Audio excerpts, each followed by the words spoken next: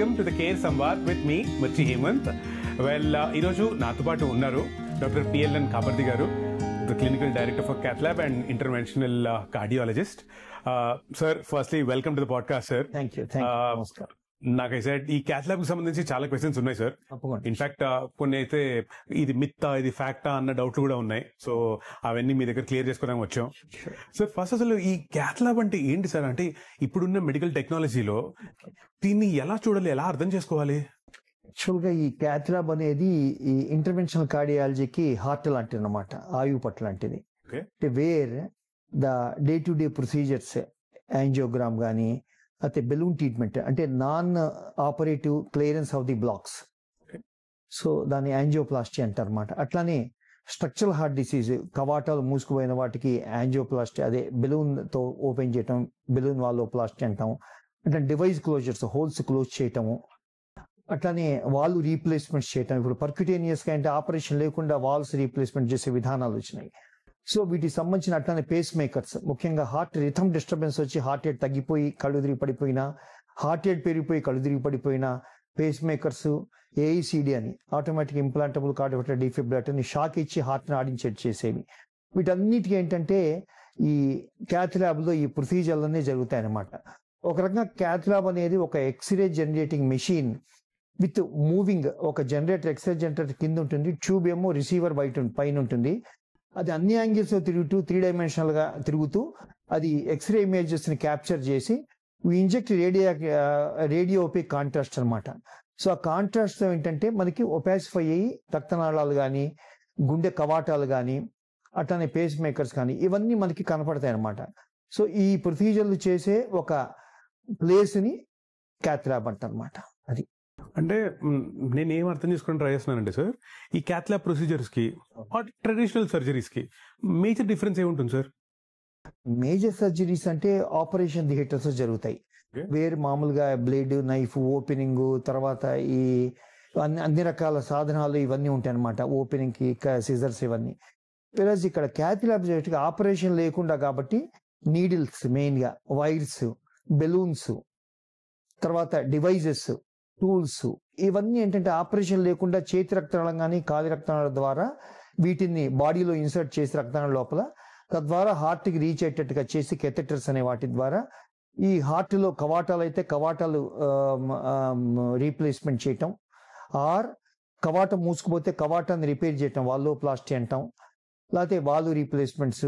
ఇది కాకుండా యాంజియోగ్రామ్స్, గుండె రక్తనాళాలలో బ్లాక్స్ ని, పూడికల్ని కనిపెట్టడం, ఆ పూడికల్ని తీసివేయటం, దట్ ఈస్ యాంజియోప్లాస్టీ అంటారు, స్టెంట్లు. అలా కాకుండా ఒకసారి డివైస్ క్లోజ్, హోల్స్ ని క్లోజ్ చేసే టూల్స్ వాడటం. వీటన్నిటి ఏంటంటే మనకి ఈ క్యాత్ ల్యాబ్ లో ఈ పరికరాలు ఉంటాయి అనమాట, మెయిన్ అది. వెల్ సార్, మరి అలాంటప్పుడు ఈ క్యాత్ ల్యాబ్ ఎలాంటి కండిషన్స్ ని ట్రీట్ చేస్తాం మనం? ఇప్పుడు చెప్పేవి ముఖ్యంగా హార్ట్ అటాక్ వచ్చి సడన్ గా ఉన్నటువంటి పేషెంట్ షిఫ్ట్ చేసేసి మనకి లోపల క్లాట్ ఉంటుంది, క్లాట్ వలన సడన్ గా గుండె రక్తంలో బ్లాక్ వచ్చేసి హార్ట్ అటాక్ వస్తుంది. ప్రైమరీ యాంజియోప్లాస్టీ అని చెప్పేసి within golden hours, within 6 hours లోపల పేషెంట్ షిఫ్ట్ చేసేసి వెంటనే యాంజియోగ్రామ్ చేసి ఏ రక్తం లోపల క్లాట్ ఫామ్ అయితే ఆ క్లాట్ రిమూవ్ చేసి బెలూన్ చేసి రక్తనాళాలను రిపేర్ చేస్తాం అనమాట. వెంటనే పేషెంట్ నొప్పి తగ్గిపోయి హాయిగా ఉంటాడు. అట్లా ప్రైమరీ యాంజియోప్లాస్టీస్. రెండోది వచ్చేప్పటికేమో పేషెంట్ కి యాంజైనా వచ్చేసి బ్లాక్స్ వలన కనుక యాంజియోగ్రామ్ లో ఉంటే వాటిని రిలీవ్ చేయడానికి బెలూన్ యాంజియోప్లాస్టీ, మెడికేటెడ్ స్టెంట్స్. అట్లా సడన్ గా పేషెంట్ కి హార్ట్ రేట్ తగ్గిపోయి కళ్ళు తిరిగి పడిపోతారు, హార్ట్ బ్లాక్స్ అంటారు దాన్ని, కంప్లీట్ హార్ట్ బ్లాక్ అంటారు. వేరే హార్ట్ రేట్ 20, 30 అట్లా కొట్టుకుంటూ కార్డియాక్ అవుట్పుట్ తగ్గిపోయి వీటిని కూడా వెంటనే అక్కడి షిఫ్ట్ చేసి టెంపరీ పేస్ మేకర్ని టెంపరీగా పేస్ మేకర్ వేసి, తర్వాత పేషెంట్ గనక ఓకే అండి వాళ్ళకి కౌన్సిల్ చేసిన తర్వాత పర్మనెంట్ పేస్ మేకర్, చిన్న కంప్యూటర్ చిప్ లాంటిది మనకి ఇక్కడ ఈ ఎముక ఉంటుంది అన్నమాట, క్లావికల్ అంటారు. ఈ ఎముక కింద కరెక్ట్ గా చిన్న పాకెట్ చేసి దాంట్లో ఇన్సర్ట్ చేస్తాం అనమాట. సో దాని పేస్ మేకర్స్. అట్లనే సడన్ గా హార్ట్ రేట్ పేషెంట్ కి కళ్ళు తిరిగి పడిపోయి VTVF అంటారనమాట. అంటే అప్పటి వరకు రెగ్యులర్ గా హార్ట్ అనమాట ఇట్లా ఫిబ్రిలేట్ అవుతుంది. సో దాంట్లో కూడా పడిపోయి సడన్ కార్డియాక్ డెత్ తీస్తుంది. అలాంటి వాళ్ళు కనుక్కుంటే వాటికి ఏంటంటే ఏఈసిడి అని ఎలక్ట్రిక్ కరెంట్ పాస్ చేసి VTVF ని నార్మల్ సైజ్ మీద కన్వర్ట్ చేసే సాధనం అనమాట అది. సో ఈ ప్రొసీజర్స్ అన్నింటినీ కాన్స్టలేషన్ గా మనం క్యాత్ ల్యాబ్ లో చేస్తాం అనమాట. కొత్త కొత్త విషయాలు భలే చెప్తున్నారు సార్ మీరు. సార్, ఇన్ఫాక్ట్ అసలు ఈ హార్ట్ డిసీజ్ అన్నది డయాగ్నోస్ చేయటంలో ఈ కార్డియాక్ క్యాథరెటైజేషన్ ఇంపార్టెన్స్ ఎంత ఉంటుంది అట్లీస్ట్ ఈ జనరేషన్ లో? ఇది చాలా ఇంపార్టెంట్. టు బి ఫ్రాంక్, మొట్టమొదట ఈ డెంటన్ కూలీ 1962లో బైపాస్ సర్జరీ కనిపెట్టాడు. ఆ తర్వాత ఏంటంటే ఈ లోపల ప్రెషర్స్ కనిపెట్టి వ్యాధుల్ని నిర్ధారించడంలో ఏంటంటే 80ల్లోనూ ఎస్పెషల్లీ ఎర్లీ 80స్లోను లేట్ 70స్లోను ఓన్లీ కనిపెట్టే సాధనే ఉండి యాంజియోగ్రామ్కి అన్ని ఎక్కువ టూల్స్ ఉండేవి కావు. అవేంటంటే చాలా ఎక్కువ టైం తీసుకునే గంట 2 గంటలు. తర్వాత దట్ గ్రెయింజిక్ 77లో యాంజియోప్లాస్టీ కనిపెట్టిన తర్వాత మొట్టమొదటి జర్మన్ ఫిజిసిస్ట్. అప్పటి నుంచి ఈ క్యాథ్లాబ్ ఇంపార్టెన్స్. తర్వాత మన ఇండియాలో ఆ 91లో PV Narasimha Rao foreign policies, financial policies వలన whatever the inventions doing their western కమ్యూనిటీలో now it is translated in India also. అప్పటి నుంచి లేట్ 80s 90s నుంచి ఈ యొక్క సాధనాలని వచ్చి మనకి అన్ని రకాల డయాగ్నోస్టిక్ ప్రొసీజర్స్, అట్లానే ట్రీట్మెంట్, దీన్ని ఇంటర్వెన్షన్స్ అంటారు, నాన్ ఆపరేటివ్ ఇంటర్వెన్షన్స్ అంటారు. సో ఒక వ్యాధిని కనుక వదిలేస్తే న్యాచురల్ హిస్టరీలో పేషెంట్ ఈవెంట్స్ అవుతాయి. అలా కాకుండా మధ్యలో ఆ వ్యాధి ప్రోగ్రెస్ అవ్వకుండా మధ్యలో ఇంటర్వ్యూన్ చేసి పేషెంట్ని పాజిటివ్స్ రికవర్ చేయడాన్ని ఇంటర్వెన్షన్స్ అంటారు అనమాట. సో ఈ విధంగా ఆపరేషన్ లేకుండా చేసే ఇంటర్వెన్షన్ చేసేదాన్ని ఇంటర్వెన్షనల్ కార్డియాలజిస్ట్ అంటారు అనమాట. సో ఆ విధంగా లేట్ 80s 90s నుంచి ఈ ఇంటర్వెన్షనల్ కార్డియాలజీ ఒక పెద్ద బ్రాంచ్ లాగా ఇవాల్వ్ అయ్యి ఈ ఆపరేషన్ లేకుండా క్లియర్ చేసే విధానాలు వచ్చి now it become standardized. A type of treatment ఉన్నా సరే వాటికి సంబంధించిన ఆ వ్యాధిని ముందు కనిపెట్టడం. ఫర్ ఎగ్జాంపుల్ గుండె రక్తనాళ వ్యాధిని కరోనరీ ఆర్టరీ డిసీజ్ అంటారన్నమాట. అట్లానే స్ట్రక్చరల్ అంటే లోపల హోల్స్, అట్లానే కవాటల్ డ్యామేజ్ అని స్ట్రక్చరల్ హార్ట్ డిసీజెస్ అంటారు. అట్లానే గుండె చుట్టూ ఉన్న పొరలు పెరికార్డియం అంటారు. ఒక్కోసారి పెరికార్డియం ఇన్ఫ్లమేషన్ వచ్చి లోపల ఫ్లూయిడ్ అక్యుములేషన్ అవటం, థిక్ అయిపోయి హార్ట్ని కంప్రెస్ చేయటం, దీన్ని పెరికార్డియల్ డిసీజ్ అంటారు. అట్లానే హార్ట్ నుంచి వచ్చే ధమనులు బృహద్ధమని అంటారు, అయోటా అంటారు. అయోటాలో ఒకసారి చీరుకుపోవటము, తర్వాత అయోటాలో బ్లాక్స్ అవడం, దీన్ని అయోటిక్ డిసీజెస్ అంటారు. ఇట్లా ఆ లోపల హార్ట్ ఉన్న అట్లనే హార్ట్ లోపల ఎలక్ట్రికల్ సిస్టమ్ ఉంటుంది, కండక్షన్ సిస్టమ్ అంటారు. ఆ కండక్షన్ సిస్టంలో ఎలక్ట్రికల్ ఇంపల్సెస్ కాన్స్టెంట్ గా 70 to 80 ప్రొడ్యూస్ అయ్యే మెకానికల్ ఎనర్జీగా మారి ఎలక్ట్రో మెకానికల్ కప్లింగ్ ద్వారా హార్ట్ రేట్ రెగ్యులర్ గా 70 to 80 ఉంటుంది అనమాట. సో ఎలక్ట్రికల్ డిస్టర్బెన్సెస్ గనక వస్తే గనక హార్ట్ రేట్ తగ్గిపోవటం కానీ హార్ట్ రేట్ పెరగడం కానీ దీన్ని కండక్షన్ సిస్టమ్ డిసీజ్ అంటాం. ఇట్లా హార్ట్ లో ఉన్న స్ట్రక్చర్ ని బట్టి మనకు వ్యాధులు ఏంటో నిర్ధారించి కార్డియాలజిస్ట్ వాటికి సంబంధించిన ఆ వ్యాధి ఏంటో ముందు నిర్ధారణ చేస్తే ఏంటి ట్రీట్మెంట్ నెక్స్ట్ పరీక్షల ద్వారా, ముఖ్యంగా ఈసీజీ, ఇకో టెస్ట్, టెడ్మిల్ టెస్ట్, ఆ తర్వాత స్ట్రెస్ థాలియం అని, టెడ్మిల్ టెస్ట్ అని, తర్వాత యాంజియోగ్రామ్ అని, వీటి ద్వారా నిర్ధారించి తద్వారా ఇదిగో ఇది ట్రీట్మెంట్ మొడాలిటీ అని చెప్తే దానికి పరిపూర్ణంగా ట్రీట్మెంట్ ఇస్తే పేషెంట్ మంచిగా కోలుకొని బాగుంటాడు. సార్ యాంజియోగ్రామ్ అన్నారు మీరు ఇప్పుడే, అలాగే ఇందాక మీరు చెప్తున్నప్పుడు క్యాడ్, కరోనరీ ఆర్టరీ డిసీజ్ అని. సార్ ఈ రెండింటి లింక్ చెప్పండి. అంటే ఈ కరోనరీ ఆర్టరీ డిసీజ్ ఏదైతే ఉంటుందో దాన్ని డయాగ్నోస్ చేయడంలో యాంజియోగ్రామ్ అది ఎలా ఉపయోగపడుతుంది? యూజువల్గా ఏంటంటే ఈ గుండె రక్తనాళాన్ని కరోనరీ ఆర్టరీస్ అంటారన్నమాట. 80-85% ఏంటంటే ఈ ఎథెరోస్క్లెరోసిస్ అంటే ఏంటంటే మన మెటబాలిక్ హెల్త్ కనుక డ్యామేజ్ అవుతే, మెటబాలిక్ హెల్త్ అంటే షుగర్ రెగ్యులేషన్స్, కొలెస్ట్రాల్ రెగ్యులేషన్స్, ఇవి రెండు కనుక డిస్రెగ్యులేషన్ అయితే అంటే కనుక because of your bad life style, దానివల్ల ఏమవుతుంటే లోపల గుండె రక్తం లోపల ఏంటంటే కొలెస్ట్రాల్ ప్లాక్స్ ఏర్పడి మెల్లిమెల్లిగా పెరిగి, అంటే మనం లైఫ్ స్టైల్ సరిగ్గా లేకపోతే అవి ఒక క్రిటికల్ స్టేజ్ 75% కన్నా ఎక్కువ కనుక ఉంటే అప్పుడు అవి బ్లాక్స్ కాజ్ చేసి గుండె రక్త సరఫరాని అవి బ్లాక్ చేస్తాయి అన్నమాట. ఒకవేళ సడన్ గా ఆగిపోయి దాని మీద క్లాట్ ఫామ్ అవుతే దాన్ని హార్ట్ అటాక్స్ అంటారు, అక్యూట్ కరోనరీ సిండ్రోమ్స్ అంటారు. అది ఇంకా స్లోగా పెరిగిపోయి కనుక బ్లాక్ టైట్ అయిన 85-90%, ఒకసారి 100% బ్లాక్ కూడా వస్తే దానివల్ల నడుస్తుంటే నొప్పి రావడం దాన్ని యాంజైనా అంటారు. దాన్ని క్రానిక్ కరోనరీ సిండ్రోమ్స్ అంటారు. మౌలికంగా ఈ రెండు రకాల వ్యాధుల మధ్య acute coronary syndromes, heart attack అందరూ పరిగెత్తుంటారు. క్రానిక్ స్టేబుల్ సిండ్రోమ్స్ అంటే నడుస్తున్నప్పుడు యాంజైనా రావటం, రెస్ట్ తగ్గటం, ఇది మెల్లిగా పరీక్ష నిర్ధారణ చేసి ట్రీట్మెంట్ తీసుకోవటం అనమాట. ఇది natural history of coronary artery disease అంటారు. ఇది కాకుండా ఒక్కోసారి ఒక 20-25% కేసెస్లో నాన్ ఎథెరోస్క్లెరోటిక్ కరోనరీ ఆర్టరీ డిసీజ్ అంటారు. ఒక్కోసారి ఈ రక్తనాళాలు చీరిపోవటం, దాన్ని డిసెక్షన్స్ అంటారు. లేదు సడన్ గా ఉన్నట్టుండి లోపల క్లాట్ ఫామ్ అవడం. ఒకసారి కోవిడ్ టైమ్స్ లో ఇన్ఫ్లమేటరీ డిసీజ్ ఏంటంటే రక్తనాళ లోపల క్లాట్ స్పాంటేనియస్ గా ఫామ్ అయ్యే టెండెన్సీ ఉంటుంది తత్వం.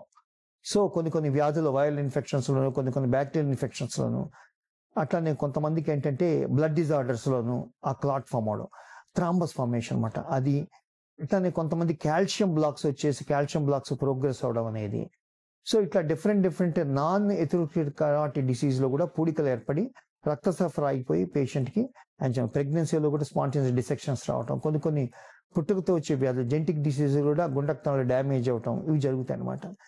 వీటిని ఏంటంటే మనకు ఈ క్యాత్ ల్యాబ్ లోపల ఈ రేడియో కాంట్రాస్ట్ అంటమాట, అంటే రేడియేషన్ పాస్ చేయని కొన్ని సబ్స్టెన్సెస్ రేడియోపేక్ సబ్స్టెన్సెస్ అంటారు. అది మనకి అయోడిన్ బేస్డ్ సబ్స్టెన్సెస్, ముఖ్యంగా ఈ మెడికల్ పరిభాషలో ఆమ్ని ప్యాక్, విజీ ప్యాక్ అని లిక్విడ్ రూపంలో అనమాట. దాని కరెక్ట్ గా దాని ఆస్మోలారిటీ మన బ్లడ్ ఆస్మోలారిటీతో సమానంగా ఉంటుంది. సో దానివల్ల ఏంటంటే మనకి అది యూజర్ ఫ్రెండ్లీగా ఉండి రక్తం లోపల క్లాట్ ఫామ్ అవడం, ఈ కాంట్రాస్ట్ వల్ల లేకుండా ఉండే సబ్స్టెన్సెస్ కనిపెట్టాం అనమాట. అయోడిన్ బేస్డ్ కాంట్రాస్ట్ అది ఎక్స్రేస్ ఫాస్ట్ చేయవు, వాటిని ఇంజెక్ట్ చేస్తాం అనమాట. గుండె రక్తం లోపల మన కెథెటర్ ద్వారా తీసుకెళ్లి అక్కడ గుండె రక్తం లోపల ఈ కాంట్రాస్ట్ ఇంజెక్ట్ చేస్తే వెంటనే రక్తం లోపల ఒపాసిఫై అవుతుంది అనమాట. అప్పుడు మనం వీ టేక్ ద ఎక్స్రేస్, అప్పుడు రక్తంలో కనపడిన రక్తంలో కనిపించేటట్టుగా చేయటం అనమాట. సో దీన్ని యాంజియోగ్రామ్ అంటారు. మరి యాంజియోప్లాస్టీ ఏంటంటారు? ప్లాస్టీ అంటే రిపేర్ మెడికల్ టర్మినాలజీలో. సో గుండె రక్తం లోపల బ్లాక్స్ ని మనం ఈ తీసివేయడాన్ని అంటే రిపేర్ చేయడాన్ని ప్లాస్టీ అంటారు. గుండె రక్తాలని రిపేర్ చేస్తే యాంజియోప్లాస్టీ అని, అదే కరోనరీ యాంజియోప్లాస్టీ అని, అదే వాల్వ్స్ రిపేర్ చేస్తే వాల్వులోప్లాస్టీ అని అంటారు అనమాట. మరి ఈ హార్ట్ లో ఉన్న బ్లాకేజెస్ ని ఐడెంటిఫై చేయడానికి ఏదైతే కొరోనరీ యాంజియోగ్రఫీ వాడతారో దాని ప్రాసెస్ ఏంటి సార్? ఇదంతే యూజువల్ గా ఏంటంటే గుండె రక్తాలను యాక్సెస్ చేయాలంటే మనకి పూర్వంలో ఏంటంటే 80s 90s అంటే తొడ రక్తాలు ఫెమరల్ ఆర్టరీ అంటారు దీన్ని, తొడ రక్తాలని. దాని ద్వారా ముందు షీత్ వేసి తర్వాత దాని లోపల కెథెటర్ లాంటిది ఆల్మోస్ట్ ఇది 100 సెంటీమీటర్స్ లెంత్ ఉంటుంది. సో దాని ద్వారా గుండె రక్తాలను అప్రోచ్ అయ్యి ఎడం వైపు మనకి 2 గుండె రక్తాలు ఉంటాయి, కుడివైపు ఒకటి ఉంటుంది.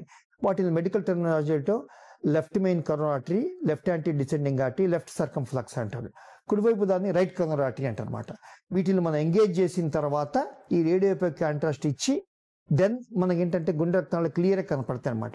సపోజ్ దాంట్లో కనుక బ్లాక్స్ ఉంటే వెంటనే నేరో అయిపోయినట్టు మనకు కనపడుతుంది అనమాట క్లియర్గా. ఇది మనకి 75% కన్నా ఎక్కువ ఉంటే దాన్ని టైట్ బ్లాక్ అంటారు, 20% 30% మైల్డ్ బ్లాక్స్ అంటారు అనమాట. ఇది కాకుండా మనకి అక్యూట్ హార్ట్ అటాక్స్ లో టోటల్ బ్లాక్ అయ్యి థ్రాంబస్ ఫామ్ అయ్యి టోటల్ బ్లాకేజ్ వచ్చేస్తుంది అనమాట. అది సార్ ఈ మధ్యన అసలు ఎనీథింగ్ రిలేటెడ్ టు హార్ట్ అందరూ గొప్పగా చెప్పుకునేది 5 బ్లాకులు ఉన్నాయి, 5 స్టెంట్లు వేసాం, అన్ని స్టంట్లు వేయించుకున్నాం, ఏదో చాలా గొప్పగా చెప్తుంటారు. అసలు స్టెంట్స్ అన్న వర్డ్ దీన్ని అసలు ఈ ఆర్టరీస్ లో ఆ బ్లాకేజెస్ ని క్లియర్ చేయడం ఆ ప్రాసెస్ ఏంటి సార్? యాక్చువల్గా ఏంటి ఇది ఒక రోజులో వచ్చింది కాదండి.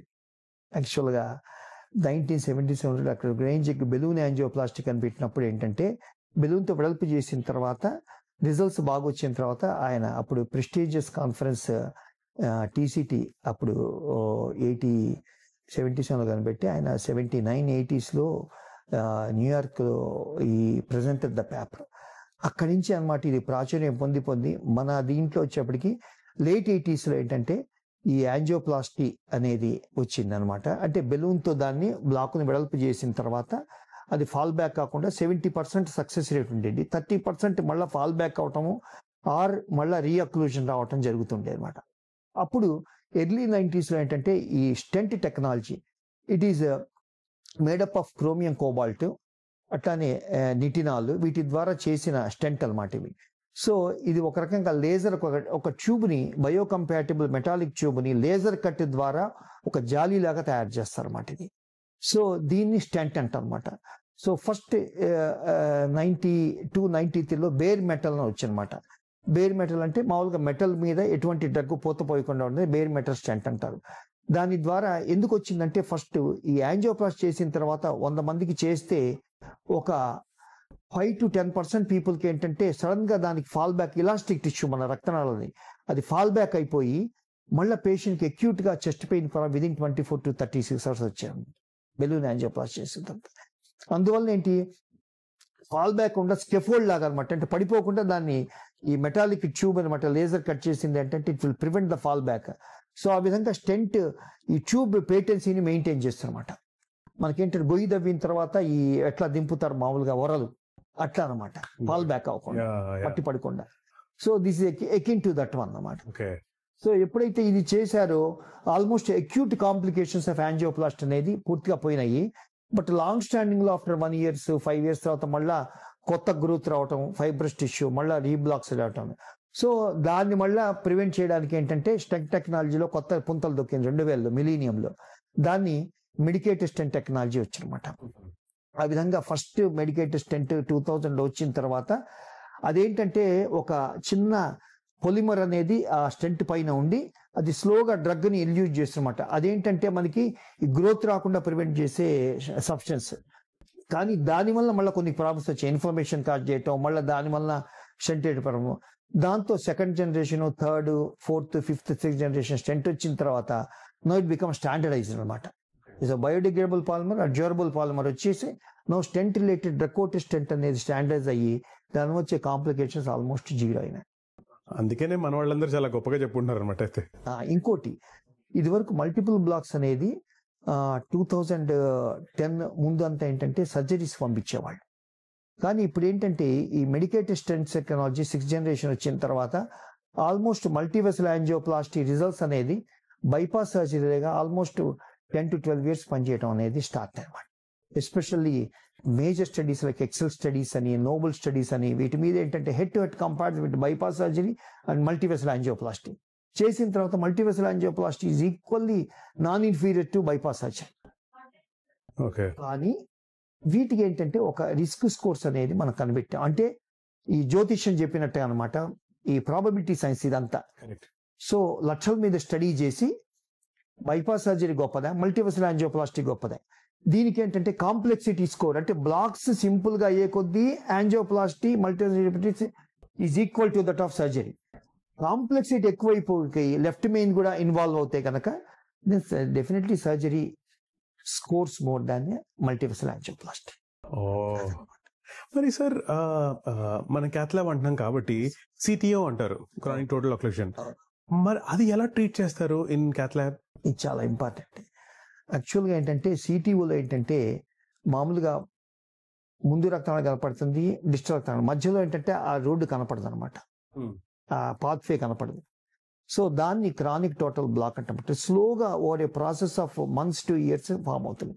యూజువల్ మోర్ దాన్ 3 months తర్వాత ఈ టోటల్ బ్లాక్ అనేది గట్టిపడిపోయి కొన్నాళ్ళకి ఏంటంటే లోపల కాల్షియం ఫైబర్స్ అక్యుములేట్ అయ్యి రొటీన్ వైట్స్ వెళ్ళాలన్నమాట. సో ఈ సిటిఓ క్రానిక్ టోటల్ బ్లాక్ అంటే స్పెషల్ ఎక్విప్మెంట్ అనమాట. యాక్చువల్గా దీనికి జపనీస్ వాళ్ళ ఆద్యులు ఈ సిటిఓ స్పెషలైజేషన్. అందువల్ల ఏంటంటే ముఖ్యంగా మేమేంటంటే జపనీస్ వాళ్ళతో association Indo Japanese CTO club అని పెట్టి ఎవ్రీ ఇయర్ అనమాట ఎడ్యుకేటివ్ ప్రోగ్రామ్ చేసి, సో వీటిల్లో ఏంటంటే వాళ్ళు dedicated wires, dedicated balloons, dedicated tools అనేది వాళ్ళు మైక్రోకెథెటర్స్ వాడతారు అనమాట. ఈ హార్డ్ బ్లాక్ ఏమంటే ఈ స్పెషల్ వైర్స్ ద్వారా డ్రిల్ చేసి మామూలుగా లోపలికి వెళ్తారు అనమాట. అట్లానే రిట్రోగ్రేడ్ అంటే కొలేటర్స్ ద్వారా వెనక వైపు నుంచి వచ్చేసి యాంటీగ్రేడ్ వైర్ 2 వైపులా ఇచ్చేసి తర్వాత కనెక్షన్ చేసి ఆ సిటిఓని అనమాట సాఫెన్ చేసి తర్వాత దాన్ని బెలూన్తో డెవలప్ చేసి స్టెంట్ అనమాట. This requires special expertise. ముఖ్యంగా కాంప్లెక్స్ బ్లాక్స్ 3 వెరైటీస్. ఒకటేమో సిటిఓస్ అల్టిమేట్ ఫ్రాంటియర్, రెండోది కాల్షియం బ్లాక్స్, కాల్షియం తో హార్డ్ గా ఉంటే రొటీన్ వైడ్స్ రొటీన్ బెల్స్ వెళ్ళాం. మూడోది ఏంటంటే బెండ్స్ టార్చ్ వాస్టీస్. ఈ బెండ్స్ కాల్షియం అనేది ఎనిమీస్ టు కార్డియాలజిస్ట్ ఇంటర్వెన్షన్, ఎందుకంటే టూల్స్ వెళ్ళాం అనమాట, వంగిపోతాయి విరిగిపోతాయి ఇవన్నీ. అందువల్ల వీటికి special wires, special balloons, special calcium fracturing devices అనమాట. ముఖ్యంగా రోటాబ్లేట్ అని అది మొత్తం దాన్ని సాఫెన్ చేస్తుంది. అట్లనే ఆర్బిటల్ ఎథరెక్టమీ అనేది సాఫెన్ చేస్తుంది. ఐవిఎల్ బెలూన్ అని చెప్పేసి మన కిడ్నీ స్టోన్స్ పాల్గొట్టే అకాస్టిక్ వేవ్స్ ని ఆ బెలూన్ ద్వారా ఎమిట్ చేసేసి కాల్షియం ఫ్రాక్చరింగ్ అని అప్పటికి స్టిఫ్ గా ఉన్న వెసల్ కాస్త మెత్తబడిపోతుంది కాల్షియం ఫ్రాక్చర్. అప్పుడు బెలూన్స్ స్టెంట్ వెళ్ళి మనకి ఇదివరకు ఇవన్నీ సర్జరీ పంపించడం, ఇప్పుడు ఇవన్నీ ఇంటర్వెన్షనల్ కార్డియాలజిస్ట్ ఈ టూల్స్ వచ్చిన తర్వాత these complex blocks we are treating. మరి ఇంటర్వెన్షనల్ కార్డియాలజీలో మరి ఇంటర్వెన్షనల్ ఈ అల్ట్రాసౌండ్ ఎక్కడ యూజ్ చేస్తారు సార్? అంటే ఈ ప్రొసీజర్స్ ని గైడ్ చేయడంలో ఎక్కడ ఉపయోగపడుతుంది? ఇది ఇంపార్టెంట్. ఇంతవరకు 2010 బిఫోర్ వరకు యాంజియోగ్రాఫిక్ గైడెడ్ యాంజియోప్లాస్టీస్ అనేది చేసేవాళ్ళం. కానీ 2010 నుంచి ఈ ఇంట్రావాస్కులర్ ఇమేజింగ్ అంటారన్నమాట. అంటే యాంజియోగ్రామ్ ఓన్లీ 2 dimensional, ఒక గ్రాస్ గా బ్లాక్ ఉందా లేదా చెప్తుంది, లెంత్ బ్లాక్ కనపడుతుంది, సివియాటో బ్లాక్ కనపడుతుంది. కానీ లోపల వెసల్ సైజ్ ఎంత ఉంది అనేది ఒక్కోసారి under estimate over estimate because 2 dimensional. అందువల్ల ఒక చిన్న ప్రోబ్ మీద ఎకాస్టిక్ వేవ్స్ అల్ట్రాసౌండ్ కానీ పంపిస్తే దాన్ని ఇంట్రావాస్కులర్ అల్ట్రాసౌండ్ అని, అదే కనుక మనకి light energy optimal coherence tomography అని లైట్ ఎనర్జీని పంపిస్తే దాన్ని ఆప్టిమల్ కోహరెన్స్ టోమోగ్రఫీ ఓసిటీ అని, ఈ రెండు ఇమేజింగ్ లో కొత్త పుంతలు దొక్కించాయి అనమాట. సో దాని ద్వారా మనకి ఆ pattern of the blocks also easy టే కొలెస్ట్రాల్ రిచ్ బ్లాకా, లైపిడ్ రిచ్ బ్లాకా, ఆర్ ఫైబర్స్ బ్లాక్, మన స్కార్ టిష్యూ ఫైబర్స్ ఉంటుంది, మన చర్మం మీద స్కార్ ఎట్లా ఉంటుందో గట్టిగా, ఆర్ కాల్షియం బ్లాకా. అదేంటంటే దీని ద్వారా మనం డిసైడ్ చేసి మనం ఏ టూల్ సెలెక్ట్ చేసుకుని దాన్ని క్యూర్ చేయాలి. సపోజ్ సాఫ్ట్ గా ఉందనుకోండి టీన్ బెలూన్స్ వెళ్తాయి. అదే కనుక ఫైబర్స్ టిష్యూ అంటే కనుక స్పెషల్ బెలూన్స్, కటింగ్ బెలూన్స్, అట్లానే స్కోరింగ్ బెలూన్స్ అంటారు, వాటి మీద మెటాలిక్ ఉండి వాటిని బాగా వెడల్పు చేస్తాయి. కాల్షియం అనుకోండి, then you have to use the ablation, అంటే కాల్షియం ని కొంత తీసేసి ఫైలింగ్ చేసి కొన్ని ఫ్రాక్చర్ చేసి సాధారణ వాడతాం అనమాట. ఆ విధంగా ఇంట్రావాస్కులర్ ఇమేజింగ్ అనేది రివల్యూషనైజ్. ఇట్ బికమ్స్ లాస్ట్ ఇయరే it becomes class 1 indication. Okay, ఆ ఇంట్రావాస్కులర్ ఇమేజింగ్ గైడెడ్ యాంజియోప్లాస్టీనే ప్రతి వాళ్ళకి చేయాలి. కానీ మన దాంట్లో అంటే కాస్ట్ ఉంటుంది కదా, అందువల్ల మేము కూడా కొంచెం కాస్ట్ ఎఫెక్టివ్ స్ట్రాటజీ చేసి పేషెంట్ కొంత హెల్ప్ చేస్తాం. సార్ మరి కొరోనరీ హార్ట్ డిసీజ్ సిఏడి దీన్ని ఇవాల్యుయేట్ చేయడంలో ఎఫ్ఎఫ్ఆర్ అంటారు కదా సార్, ఫ్రాక్షనల్ ఫ్లో రిజర్వ్, అది ఎలా ఉపయోగపడుతుంది? ఇదివరకు ఏంటంటే ఇది రాకముందు ఎఫ్ఎఫ్ఆర్ కూడా 2015-16 నుంచి వచ్చి ప్రాచుర్యం పొందింది. ఇది రాకముందు ఏమైందంటే ఒక బార్డర్ లైన్ బ్లాక్ ఉండేది, 60% 70% బ్లాక్. అది సగమంది కార్డియాలజీ చేయాలనే వాళ్ళు, సగమంది ఏమో అక్కర్లేదనేవాళ్ళు. దాంతో పేషెంట్ డైలమాలో ఉండేది. సో వీటికి సొల్యూషన్ కోసం వెతుకుతుంటుంటే చివరికి ఫంక్షనల్ ఇవాల్యుయేషన్ అంటే ఎఫ్ఎఫ్ఆర్ ఫ్రాక్షనల్ ఫ్లో రిజర్వ్ అని, అట్లా ఇన్స్టంటేనియస్ ఫ్లో రిజర్వ్ ఐఎఫ్ఆర్ అని, ఆర్ఎఫ్ఆర్ అని, ఇట్లా ఈ ప్రెషర్ వైర్ అనమాట, దాని మీద వైర్ మీద ట్రాన్స్డ్యూసర్ ఉంటుంది, సెన్సార్. అదేంటంటే అక్రాస్ బ్లాక్ పెట్టి pressure gradients across the block చూస్తాం. అది కనుక సిగ్నిఫికెంట్ గా ఉంది అంటే దాని వల్లనే ఆయనకి డెఫినెట్ గా మళ్ళా ఈ నొప్పి అనేది వస్తుంది అని చెప్పేసి బార్డర్ లైన్ బ్లాక్ మన యాంజియోప్లాస్టీ చేయాలి లేదా అగ్రెసివ్ మెడికల్ మేనేజ్మెంట్ ఇవ్వాలి అనేది డిఫరెన్షియేట్ చేసి అప్పటికున్న డైలమాని అది ఛేదించింది అనమాట. సో ఆటోమేటిక్ గా ఎఫ్ఎఫ్ఆర్ పాజిటివ్ ఉన్న వాళ్ళకి యాంజియోప్లాస్టీ చేస్తే 100% బెనిఫిట్ ఉంటుంది. నెగిటివ్ ఉన్న వాళ్ళకి మందుల మీద పెడితే రిగ్రెస్ అయిపోతుంది బ్లాక్. ఆ విధంగా that was demystified border line blocks by means of FFR. Sir మీరు క్యాత్ ల్యాబ్ హెడ్ గా మీ ప్రకారంగా ఈ క్యాత్ ల్యాబ్ ప్రొసీజర్స్ లో ఉండే కామన్ రిస్క్లు ఏంటండి? చాలా ఇంపార్టెంట్ ఇది. బేసిక్ గా క్యాత్ ల్యాబ్ ఏంటంటే రేడియేషన్ కదా. సో అందువల్ల ఈ as a interventional cardiologist we are at high risk for the radiation exposure. అప్పటికి ఏంటంటే యూజువల్గా రేడియేషన్ గార్డ్స్ పెట్టుకుంటాం, తర్వాత లెడ్ ఆప్రాన్స్ వేసుకుంటాం, బిస్మత్ సాల్ట్స్ లెడ్ ఆప్రాన్స్ వేసుకుంటాం. మూడోది వచ్చేప్పటికి ఏంటంటే లో రేడియేషన్ ప్రోటోకాల్స్ ఫాలో అవుతాం అనమాట. ఇది కాకుండా ఇప్పుడు వీటితో కూడా కొత్త వచ్చినాయట. అవేంటంటే ఈ నెస్ట్ అని, తర్వాత ఏంటంటే ఈ ర్యాట్ ప్యాడ్ అని, ఇవన్నీ ఏంటంటే స్కాటర్ రేడియేషన్ మినిమైజ్ చేస్తుంది. ఇప్పుడు పూర్తిగా ఏంటంటే రేడియేషన్ ఫ్రీ స్కర్ట్ లాగా వచ్చింది. అదేంటంటే మనకి ఇట్లా చుట్టూతో మామూలుగా దోమతెరలాగా వేసేస్తే ఇక zero radiation. So that is also it came. ఈ విధంగా కొత్త సాధనలు వచ్చి ఈ రేడియేషన్ ఎక్స్పోజర్ని తగ్గించడము. అది కాకుండా ఇప్పుడు రోబోటిక్స్ అని వచ్చినాయి. అంటే ఓన్లీ ఏంటంటే మనకి దీంట్లో కూర్చొని బయట మామూలుగా ఈ కన్సోల్ రూమ్ లో కూర్చొని హీ విల్ గివ్ ఇన్స్ట్రక్షన్స్, అవన్నీ ఆ రోబోటిక్ దానికి అరేంజ్ చేస్తారు. అదే మామూలు పాస్ చేస్తారు అనమాట. ఇక్కడ మామూలుగా ఇట్లా మన నావిగేటింగ్ చేస్తారు అనమాట. సో ఈవెన్ డిస్టెంట్ యాంజియోప్లాస్టీ కూడా చేయొచ్చు అనమాట. అది నావిగేట్ చేస్తే మామూలుగా వైర్ పాస్ చేయడం, బెలూన్ పాస్ చేయడం, స్టెంట్ పాస్ చేయడం చేసి ఫైనల్ రిజల్ట్ వచ్చిన తర్వాత ఈ కాంట్రాస్ట్ ఇంజెక్ట్ చేసి okay we have satisfied result అనేది. దట్ ఈస్ రోబోటిక్ యాంజియోప్లాస్టీస్ కూడా వచ్చాయి. సార్ మరి క్యాత్ ల్యాబ్ ప్రొసీజర్స్ చేసిన తర్వాత రెస్ట్రిక్షన్స్ ఉంటాయి సార్ యాక్టివిటీస్ లో కానీ డైట్ లో కానీ? ఇది చాలా ఇంపార్టెంట్ అండి. చాలా మందికి ఏంటంటే దీని మీద ఎడ్యుకేట్ చేయాలి. యాక్చువల్గా యూజువల్గా ఏంటంటే పోస్ట్ బైపాస్ లాగా పోస్ట్ యాంజియోప్లాస్టీ చేసిన తర్వాత ఇండికేషన్ బట్టి, సపోజ్ హార్ట్ అటాక్ తర్వాత యాంజియోప్లాస్టీకి రొటీన్ ఎలక్టివ్ యాంజియోప్లాస్టీకి కొంత డిఫరెన్స్ ఉంది. హార్ట్ అటాక్ తర్వాత యాంజియోప్లాస్టీకి ఏంటంటే కొంత టైం తీసుకుంటుంది రికవర్ అవడానికి, అట్లీస్ట్ 1 week to 2 weeks అట్లా తీసుకుంటుంది వాళ్ళకి. అందువల్ల బెడ్ రెస్ట్ అన్ని స్ట్రిక్ట్ గా అడ్వైజ్ చేస్తాం. వేరేజ్ మన రొటీన్ ఎలక్టివ్ యాంజియోప్లాస్టిక్ అయితే what we do is strict bed rest కాకుండా ఇంట్లో తింటూ డే టు డే యాక్టివిటీస్ చేసుకోవడం వరకే రిస్ట్రిక్టెడ్ యాక్టివిటీస్ అనమాట. ఆఫ్టర్ 1 వీక్ తర్వాత మేము పిలిచి మామూలుగా రొటీన్ పరీక్షలు చేసి ఎంత ఇంప్రూవ్మెంట్ చూసి పంపింగ్ ఫంక్షన్ కానీ ఇవన్నీ చూసి then we can tell routine sedentary work చేసుకోవడం. ఆఫ్టర్ 1.5 month తర్వాత మాత్రం డెఫినెట్గా రొటీన్ ఈసీజీతో పాటు టీఎంటీ చేసి మెయిన్గా ట్రెడ్మిల్ టెస్ట్లో ఏంటంటే ఈ exercise tolerance, BP responses, heart rate responses, ECG responses during exercise చేసి ఏ పనులు చేయొచ్చు ఏ పనులు చేయకూడదు. ఆఫ్టర్ 3 to 6 months తర్వాత మాత్రం he can do routine exertional activities also, because by that time లోపల వాస్కులర్ హీలింగ్ అయిపోయి స్టెంట్ కూడా వెసల్లో యాజ్ ఎ పార్ట్ ఆఫ్ ఇది అయిపోతుంది. ఎందుకంటే వాస్కులర్ హీలింగ్ లో మొట్టమొదట బేర్ మెటల్ స్టెంట్ ఉన్న తర్వాత ఇంటిమా అంటారు, మన రక్తనాళ లోపల ఏడ్చిన ఇంటిమా అంటారు అనమాట మెడికల్ టెక్నాలజీ. ఆ ఇంటిమా ఏంటంటే సిమెంటింగ్ లాగా మన ఈ స్టెంట్ మీద గ్రో అయిపోయి ఇప్పుడు ఇటుకలు ఎట్లా సిమెంట్ని కవర్ చేస్తాయో ఈ స్టెంట్ స్టడ్స్ అన్ని ఏంటంటే మన ఇంటిమా కవర్ చేసేసి కొన్నాళ్ళకి it becomes part of the wall అనమాట, కలిసిపోతుంది అనమాట. సార్ ఈ మొత్తం క్యాథ్లాక్ ప్రొసీజర్ లో సార్ ఈ ఇంటర్వెన్షనల్ కార్డియాలజిస్ట్ ఈయన రోల్ ఏంటి sir? It is a crucial role. ఎందుకంటే day in and day out ప్రొసీజర్లు అన్నీ ఇంటర్వెన్షనల్ కార్డియాలజిస్టే చేస్తారు యూజువల్గా. అంటే ఇదివరకు ఏంటంటే ఇవన్నీ రాకముందు క్లినికల్ కార్డియాలజీ అని అనుకుంటారు. అంటే సేమ్ మిగతా because cardiology is a part of medicine కాబట్టి మనకి పేషెంట్ని క్లినికల్గా చూడటము, తర్వాత ఇన్వెస్టిగేషన్ రాయటము, లైక్ ఫిజిషియన్ కార్డియాలజీ ఫిజిషియన్ అనుకోండి, అట్లా వెంటనే ప్రిస్క్రిప్షన్స్ ఇచ్చే దాని ప్రకారం ట్రీట్మెంట్ ఇచ్చుకునేవాడు. తర్వాత మెల్లిగా ఏంటంటే ఈ ఇంటర్వెన్షన్స్ వచ్చిన తర్వాత క్లినికల్ కార్డియాలజీ రెస్పాన్సిబిలిటీస్ పెరిగినాయి అనమాట, ఎక్స్పాండ్ అయింది. సో ఇంటర్వెన్షన్ ఇదంతా మన ఓపీలోను తర్వాత మన క్రిటికల్ కేర్లోను పేషెంట్ మేనేజ్మెంట్ అంతా clinical cardiology.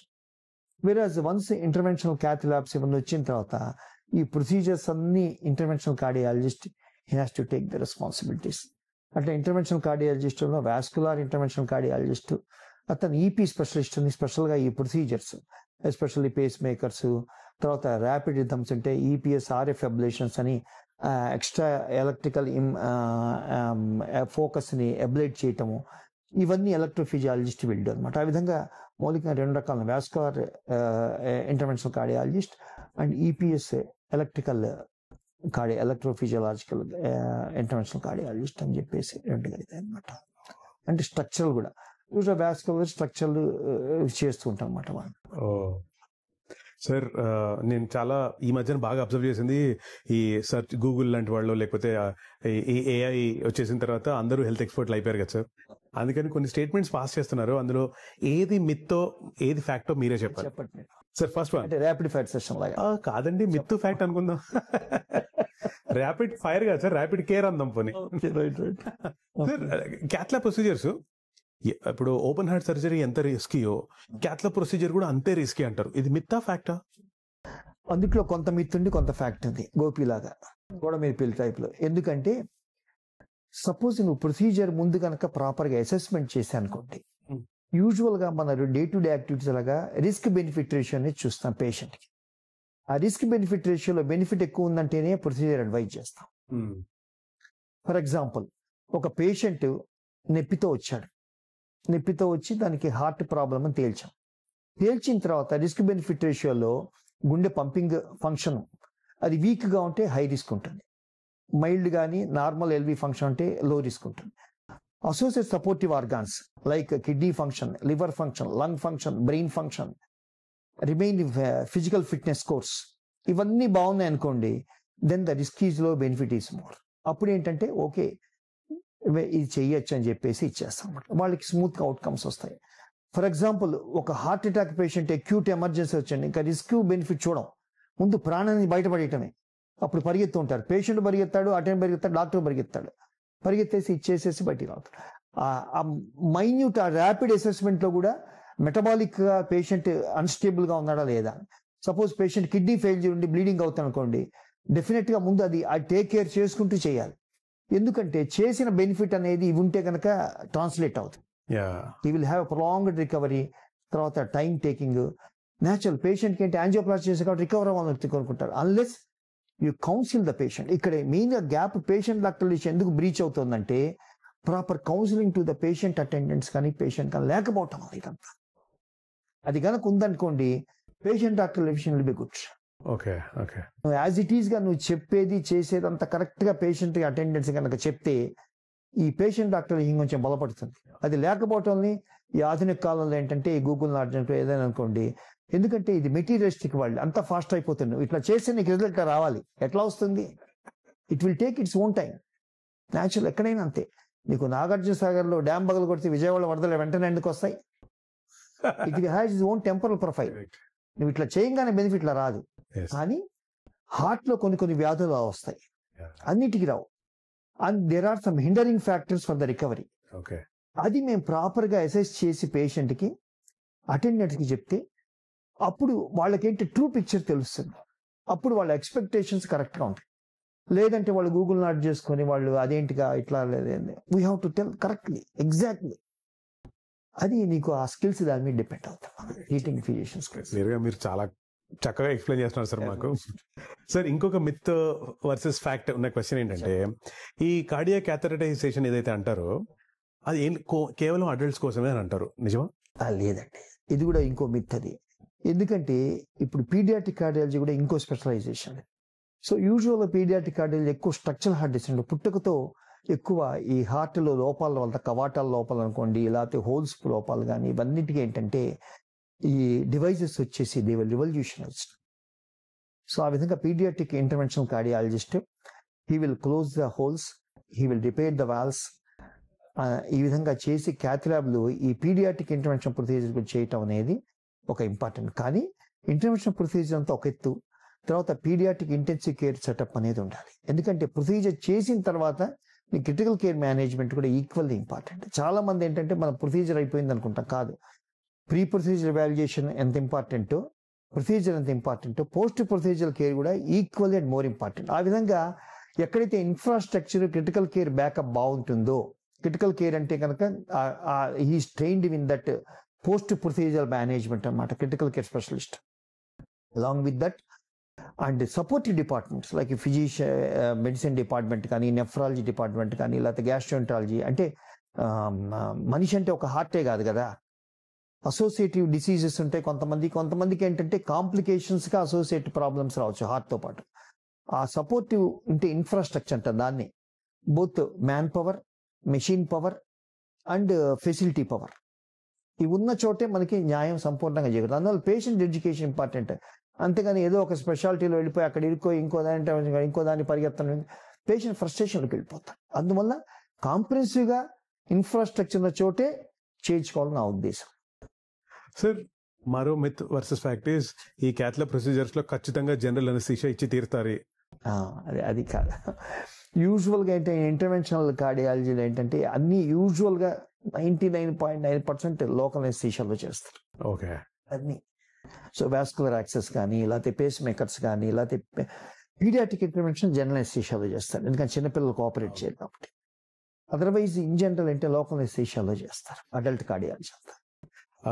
Another myth versus fact, cath lab procedures అయిపోయిన తర్వాత చాలా రోజుల పాటు హాస్పిటల్లోనే ఉండాలి. That is a myth. Actually 100% ఏంటంటే ఆపరేషన్తో కంపేర్ చేస్తే non operative intervention procedures are rapid recovery. అందువల్ల యూజువల్గా స్టే 2-3 days ఉంటుంది, unless is a complicated heart attack or complicated సిచ్యుయేషన్లో యాంజియోప్లాస్టీ చేశారు. వీటికి మాత్రం ఏంటంటే యూజువల్గా ప్రొసీజర్ ప్రొలాంగ్ అవుతుంది 1 week 10 days. ఎస్పెషల్లీ ఈ కిడ్నీ డిసీజెస్ ఉన్న వాళ్ళకి, లివర్ డిసీజ్ ఉన్న వాళ్ళకి, లంగ్ డిసీజ్ ఉన్న వాళ్ళకి, వీళ్ళందరికీ ఏంటంటే మనకి హార్ట్ ట్రీట్మెంట్ ఇచ్చిన తర్వాత ఈ సపోర్టివ్ డిపార్ట్మెంట్స్ వాళ్ళ యొక్క హెల్ప్ తీసుకుని యాజ్ ఏ టీమ్ వర్క్ కింద it will take little bit time. అందువల్ల వాళ్ళకి మాత్రం మనం తొందరపడి చేయకూడదు. అదే రొటీన్ హార్ట్ ప్రాబ్లం ఉన్న వాళ్ళకి చేసేయడం, 3-4 వచ్చి డిశ్చార్జ్ చేయడం, అలా చేస్తుంటాం. సార్ స్టెంట్స్ ఆర్ బలూన్స్ ఏవైతే హార్ట్ లో వేస్తారో ఇవి కొన్ని రోజుల తర్వాత వేరౌట్ అయిపోతాయి అన్నది ఒక స్టేట్మెంట్ ఉంది, అది మిత్తా ఫ్యాక్టా? అది మిత్తే. యాక్చువల్గా ఒకప్పుడు ఏంటంటే 2013-14 ఏంటంటే కరిగిపోయే స్టెంట్స్ వచ్చినాయి. కానీ ఏంటంటే అది వచ్చిన 1 or 2 years తర్వాత రిజల్ట్స్ బాగాలేదని చెప్పేసి మొత్తం టోటల్ గ్లోబల్లీ విత్డ్రా అయిపోయింది. అది ఉన్నప్పుడు ఏంటంటే అది వేసిన తర్వాత ఇట్ ఈస్ మేడప్ ఆఫ్ పాలీలాక్టేట్. అది కొన్నాళ్ళకి ఏంటంటే ఆ స్టెంట్ లైక్ స్కెఫోల్డ్ అంటారు దాన్ని, అది మెల్లి కరిగిపోయి it will degenerate to carbon dioxide water. ఆ తర్వాత రక్తనాళం నార్మల్గా అయిపోతుంది.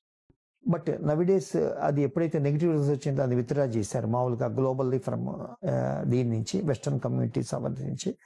ఇక అప్పటి నుంచి ఏంటంటే రొటీన్ స్టెంట్స్ ఏంటంటే బాడీలో కలిసిపోతాయి కానీ కరిగిపోవు. కరెక్ట్. అండ్ రీసెంట్ గా ఏంటంటే లాస్ట్ 1 year నుంచి డ్రగ్ కోటెడ్ బెలూన్స్ అనే కొత్త టెక్నాలజీ వచ్చింది. ఇట్ ఈస్ ఏ కేజ్లెస్ యాంజియోప్లాస్టీ, అంటే మన స్టెంట్ లేకుండా, కానీ అవి సూటబుల్ బ్లాక్స్కే చేస్తారు, అన్నిటికీ చేయరు. వెరీ పెక్యులర్ మెడిసిన్లో ఏంటంటే ఒక ఇన్వెన్షన్ కనిపెడితే అది అందరికీ యూనిఫామ్ గా సరిపోదు అనమాట. అది ఓన్లీ ఒక సబ్ గ్రూప్కే ఉపయోగపడుతుంది. అది ప్రాపర్గా ఐడెంటిఫై చేసి ఆ గ్రూప్ గనక కరెక్ట్గా మనం గనక అది చేస్తే it becomes a big hit. అంతే కదా. ఇప్పుడు సపోజ్ ఫిట్ తీసుకుందాం అనుకోండి, అందరికి ఎందుకు సరిపోతుంది? అది లావు ఉన్న వాళ్ళకి బక్కగా ఉన్న వాళ్ళకి సరిపోదు కదా, యావరేజ్ ఉన్న వాళ్ళకి సరిపోతుంది. So you have to make tailor made. ఇది అంతే same. Okay sir, cath lab procedures కేవలం హార్ట్ డిసీజ్ కి మాత్రమే అనేది ఒక స్టేట్మెంట్, మిత్తా ఫ్యాక్టా? అది కూడా మిత్తే. యాక్చువల్గా హార్ట్ కాకుండా రక్తనాళాలు అన్నిటికీ సరిపోతాయి. ఫర్ ఎగ్జాంపుల్ ఇంటర్వెన్షన్ రేడియాలజిస్టులు, వీళ్ళు ఇంటర్వెన్షన్ న్యూరాలజిస్టులు, ముఖ్యంగా మెదడు రక్తనాళాలు, కాలి రక్తనాళాలు, కిడ్నీ రక్తనాళాలు, లంగ్స్ రక్తనాళాలు, వీటన్నిటికి కూడా ఏంటంటే దీన్ని ఉపయోగించుకోవచ్చు అనమాట. ఏది క్యాథ్లాబ్.